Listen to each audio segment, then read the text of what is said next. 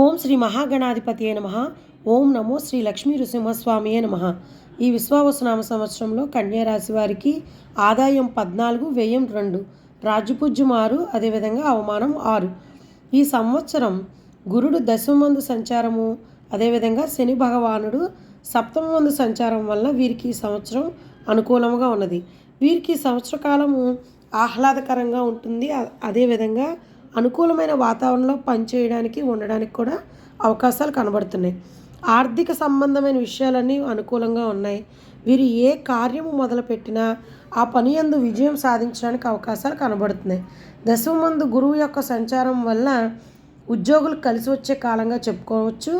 ఉద్యోగంలో ప్రమోషన్ కోసం వెయిట్ చేసేవారికి, జాబ్ మారదాము అనే వారికి కూడా అనుకూలమైన సమయం. నిరుద్యోగులకు ఉద్యోగం వచ్చే అవకాశాలు కనబడుతున్నాయి. అదేవిధంగా విద్యార్థులు మంచి మార్కులతో ఉత్తీర్ణత అయ్యి వారికి క్యాంపస్లో సెలెక్ట్ అయ్యే అవకాశాలు కనబడుతున్నాయి. కోర్టు కేసెస్లో విజయం పొందే అవకాశాలు ఉన్నాయి.